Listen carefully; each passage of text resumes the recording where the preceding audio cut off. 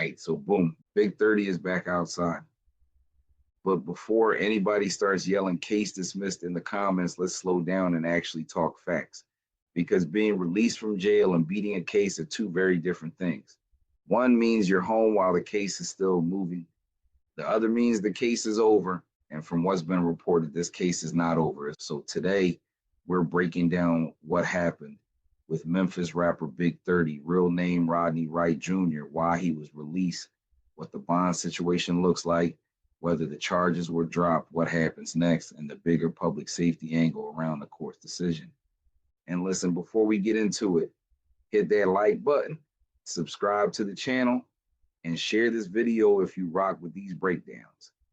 It helps the channel grow and it lets YouTube know we're not just in here talking to ourselves like we're stuck in a basement with a ring light and too much confidence. Now let's work. So the headline is this: Big 30 was granted release on bond while his federal case continues. According to reports, a federal judge ruled that Big 30 could be released on a $100,000 bond during pretrial. Now that sounds simple, but people online always turn simple into chaos. Some people heard released and immediately started saying the charges were dropped. That is not what happened. Some people heard bond and thought he just walked out like nothing happened. That is also not what happened. This is federal court. Federal court does not move like Instagram. Federal court does not care who dropped a mixtape. Federal court does not care how many people are in the comments saying free him. Federal court is slow, serious, paperwork heavy, and quiet. And when federal court finally moves, it usually moves with a whole stack of documents and somebody's freedom on the line. So let's start with the biggest question. Did Big 30 have to pay bail? Based on reporting, yes. The bond was reported as a $100,000 secured bond with a $10,000 payment required before release. Now let's explain that in regular people language. A $100,000 bond does not always mean somebody walked into court with $100,000 in cash like it was a music video scene. In this case, the reporting says the bond had to be secured with $10,000. So yes, money was part of it, but money was not the whole story. Because when the court lets somebody out on bond in a serious federal case, they don't just say, all right, bro, see you whenever. So no, they attach conditions, and those conditions matter. Big 30's reported conditions include location monitoring, supervision, drug testing, no contact with alleged victims, and no contact with co-defendants. That is not regular freedom. That is controlled freedom. That is outside with rules. That is outside with somebody watching the GPS. That is outside where one dumb phone call, one bad move, one unauthorized trip, or one conversation with the wrong person can send you right back inside. So when people say he free, you have to understand what kind of free we're talking about. This is not move how you want free. This is follow the court's rules exactly or lose your bond free. That's a big difference. Now let's get to the next question. Were the charges dropped? No. I did not find any credible report saying the charges were dropped. The charges are still pending. That means Big 30 has been released while waiting for the case to continue.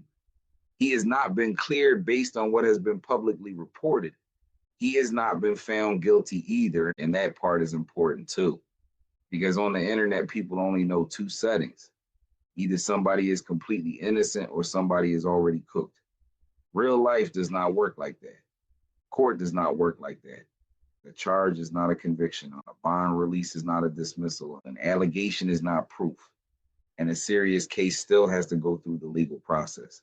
So the clean version is this. Big 30 was charged. Big 30 was granted bond. Big 30 was released under conditions. The charges have not been reported as dropped. The case is still active. That's the fact pattern. Now let's talk about what this case is actually about. Federal prosecutors allege that Big 30 and several other defendants were connected to a kidnapping and robbery incident at a music studio in Dallas. The case has drawn major attention because it also involves Pooh Shiesty, and because reports have connected the alleged victim to Gucci Mane, and people around him. According to federal prosecutors, the alleged incident involved victims going to a Dallas music studio for what they believe was a business situation, and prosecutors claimed the situation turned into an armed robbery and kidnapping. Now, let me say this clearly. These are allegations. Big 30 has not been convicted based on the information available right now. This is not me saying he did it. This is not me acting like I was in the studio holding a clipboard. This is me telling you what the government is alleging and what has been publicly reported. And what has been publicly reported is serious. Kidnapping and robbery allegations in federal court are not light. That is not, we can clean this up by Monday type business. And that is the type of case where prosecutors are going to talk about danger, flight risk, evidence, witnesses, co-defendants, and whether the court should let somebody wait for trial at home. And that brings us to the next part. Why did prosecutors fight his release?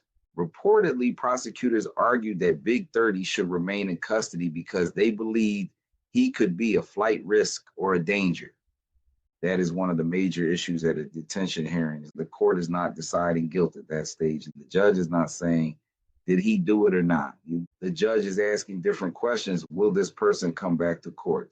Can this person be safely released? Are there conditions that can protect the community? Is there a risk of witness contact? Is there a risk of obstruction? Is there a risk of running? So when the judge allowed Big 30 to be released, that does not mean the judge said he was innocent. That means the judge decided that release conditions could manage the risk while the case moves forward. That is what bond is. Bond is not a trophy. Bond is not a celebration that the case is over. Bond is the court saying, we are going to let you fight this from the outside, but you are on a very short leash. And in a case like this, that leash is not imaginary. Home detention, GPS monitoring and pretrial supervision, and drug testing, no contact orders, and travel restrictions. Those are real conditions. And if those conditions get violated, the court can revoke bond. That means somebody can go right back into custody before the trial ever happens. Now think about that from a rapper's perspective. Music careers are built on movement. Studio sessions, shows, video shoots, pop-outs, interviews, travel, features, the meetings. But when you're on federal pretrial release, movement is not just movement anymore. Movement becomes permission. You can't just wake up and say, I'm going to Atlanta. You can't just say, I'm pulling up to the studio. You can't just link with whoever. You can't just be around certain people if the court says no.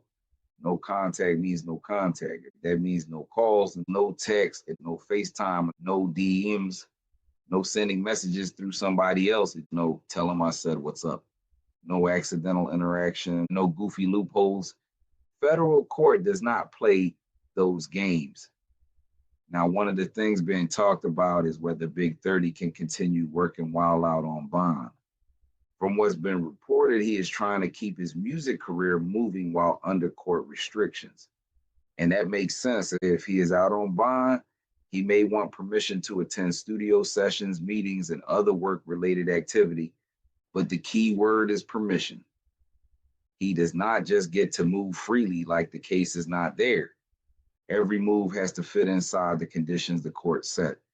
And that is where things can get tricky, because being an artist means you are constantly around people, cameras, travel, nightlife, and pressure. But being under federal supervision means you need structure, approval, and discipline.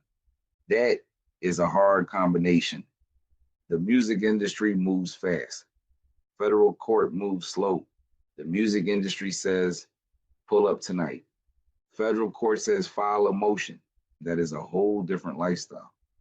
Now let's talk about the next step in the proceedings.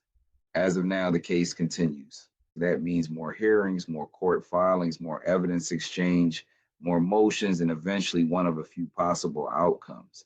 There could be a plea agreement. There could be a trial. There could be motions that change parts of the case. There could be a dismissal. But again, there is no confirmed report that the charges have been dropped. So right now, the safest way to say it is this. Big 30 is out on bond while awaiting the next steps in federal court. The case is still pending. The charges have not been reported as dropped, and his release depends on him following the court's conditions. That is the legal side. Now let's talk about the safety angle. Somebody asked about food safety, and I want to be clear. I did not find verified public reporting connecting Big 30's release to a food safety issue. So if somebody meant jail food detention conditions or something like that, I have not seen credible reporting tying that directly to this case. But if we're talking about public safety, that is absolutely part of the bond discussion. That is actually one of the main things the court has to consider. When prosecutors argue against release, they are usually not just saying, we don't like this person. They are saying, we believe this person presents a risk. That risk could be danger to the community. It could be danger to alleged victims or witnesses. It could be risk of flight. It could be risk of obstruction. And the defense is going to argue the opposite. They're going to say the person has ties to the community. They can be monitored. They can follow rules. They can work. They can show up to court. They do not need to sit in jail while waiting for trial. And the judge has to balance both sides. That balance is important because in America, a person is supposed to be presumed innocent until proven guilty. But the court also has to protect the public and make sure the case can move forward safely. That is why bond hearings matter. That is why conditions matter. And that is why released does not mean do whatever you want. Now let's zoom out. This story is bigger than just one rapper coming home on bond. This is about how fast legal news gets turned into entertainment. The minute a rapper gets arrested, everybody becomes a lawyer. The comment section turns into a courtroom. Somebody's barber becomes a federal analyst. A page with 3 flame emojis in the bio starts saying sources say, like they got access to sealed documents. And then fans start arguing off half information. That is dangerous because when a case is this serious, words matter. If the charges are allegations, call them allegations. If the charges are not dropped, don't say they were dropped. If somebody is out on bond, don't say they beat the case. If somebody has not been convicted, don't talk like they already have been. You can support an artist and still respect the legal process. You can believe in due process and still admit the charges are serious. You can be a fan without pretending federal court is fake. That is the adult conversation. And I know the internet hates adult conversations because adult conversations don't always fit into a me. But this is somebody's freedom. This is alleged victims. This is a federal case. This is families. This is careers. This is years of someone's life potentially on the line. So yeah, we can talk about it with energy. We can keep it raw. We can joke, but we still have to be accurate. Now let's talk about what Big 30 needs to do next from a practical standpoint. Number 1, follow every bond condition. Not most of them, not the ones that are convenient. Every single one. Because federal supervision is not the place to freestyle. Number 2, avoid anything that could look like intimidation, contact, or interference. Even if something feels innocent, if the court sees it differently, that can become a problem. Number 3, keep all work activity clean and approved. If he is allowed to work, that work has to fit inside the court's rules. Number 4, stay away from online drama. This is where a lot of people mess up. When you have an open federal case, the internet is not your friend. The comment section is not your therapist. Instagram Live is not a courtroom strategy. A tweet can become evidence. A video can become evidence. A caption can become evidence. A joke can become evidence. A lyric can become evidence. If prosecutors want to argue, it matters. So if you're fighting a serious case, the smartest thing is to move quiet. Let the lawyers talk. Let the paperwork talk. Let the court process play out. Because the internet will hype you into doing something dumb, then disappear when consequences show up. Now, what should fans watch for next? Watch for official court updates. Watch for credible local reporting. Watch for whether bond conditions get modified. Watch for whether the defense asks for more freedom to travel or work. Watch for trial scheduling. Watch for plea discussions, if any become public. Watch for motions from either side, but don't treat every rumor like fact. Because in a high profile rap case, misinformation spreads faster than the actual court docket.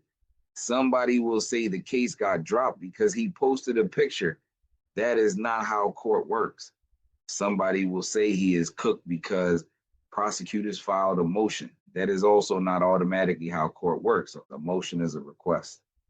A ruling is a decision. A charge is an allegation. A conviction is a finding. A bond is released under conditions. A dismissal is the case being thrown out or ended. And these words matter. Now let's bring it back to the headline. Big 30 is out on bond. He reportedly had a $100,000 secured bond. A $10,000 payment was reportedly required to secure that release. He is under restrictions. The charges have not been reported as dropped. The federal case is still moving, and the next step is continuing through the court process. That is where things stand. So if you see somebody online saying he beat it, ask them where they got that from. If you see somebody saying he's guilty, ask them when the trial happened, because both sides need to slow down. The truth is in the middle right now. He is accused. He is not convicted. He is released. He is not cleared. The case is pending, and the court is watching. That is the real story. Now, I want to know what y'all think. Do you think being released on bond changes public perception? Or do people still look at the charges first? Drop your thoughts in the comments. And keep it respectful, because remember, this is an active case. Also, if you made it this far, hit that like button, subscribe to the channel, and share this video. That helps the channel grow, and it helps us keep doing breakdowns that separate facts from internet noise. Because we're not here to just yell headlines, and we're here to actually understand what's going on. And that's the difference. I'm going to keep watching the updates on this case, and when something real happens, we'll break it down. Not rumors, not cloud posts, real updates. Until then, Big 30 is home on bond, but the case is still alive. And in federal court, that means the story is far from over.